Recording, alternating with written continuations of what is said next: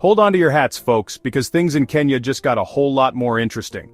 Opposition leader Raila Odinga, never one to shy away from a bold statement, has dropped a bombshell. He says he stopped a military coup against President William Ruto. You heard that right, a coup.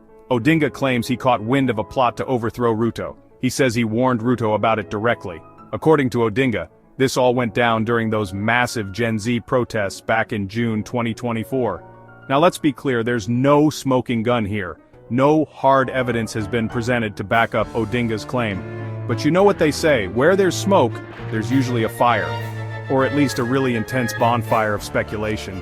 And boy, is there speculation running wild in Kenya right now. Some folks are calling Odinga a hero, praising him for saving the day. Others are accusing him of playing political games, trying to score points against his old rival Ruto. The truth? Well, that's still up for debate. But one thing's for sure, Odinga's claim has thrown a massive wrench into Kenyan politics.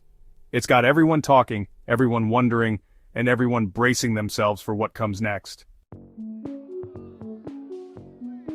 To understand just how explosive this claim is, you gotta understand the history between these two political heavyweights, Odinga and Ruto. These guys, they go way back. And their relationship? Let's just say it's more bitter rivals than best buddies. Remember the 2022 presidential election? Yeah, that was a nail-biter. Ruto narrowly defeated Odinga. Odinga cried foul, claiming the election was rigged. He even took his case to court. But no dice, the court upheld Ruto's win.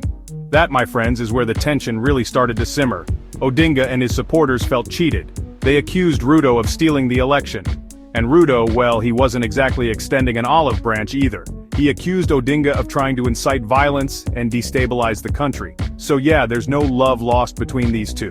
Now throw in this coup claim and you've got a recipe for political chaos. It's like adding gasoline to an already raging fire, and trust me, no one wants to see that fire get any bigger. Here's the thing about Kenya, they've got a bit of a history with coups. Not a proud history, mind you, but a history nonetheless. Back in 1964, just a year after gaining independence, Kenya saw its first coup attempt. A group of soldiers tried to overthrow the government. They failed, but it set a dangerous precedent. Then came 1982, another coup attempt, this time more serious. It shook the country to its core and left a lasting scar on Kenya's democracy. So yeah, when someone even whispers the word coup in Kenya, people tend to freak out a little.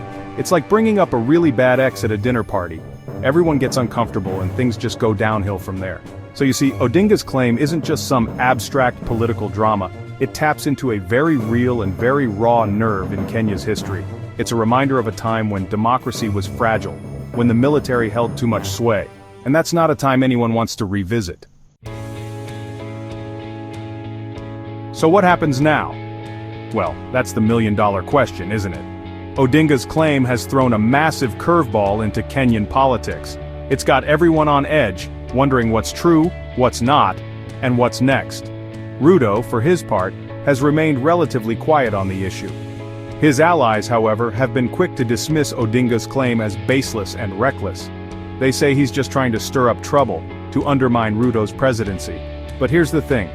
Even if Odinga's claim is baseless, even if there was never a real coup plot, the damage is done. The seed of doubt has been planted. People are talking. They're questioning Ruto's grip on power. They're wondering if the military is really as neutral as it's supposed to be. And that, my friends, is the danger of these kinds of claims. They create uncertainty, they erode trust, and they chip away at the very foundations of democracy. In a country with a history like Kenya's, that's a dangerous game to play. Only time will tell what the ultimate consequences of Odinga's claim will be. But one thing's for sure, it's a stark reminder of the fragility of democracy, not just in Kenya but everywhere.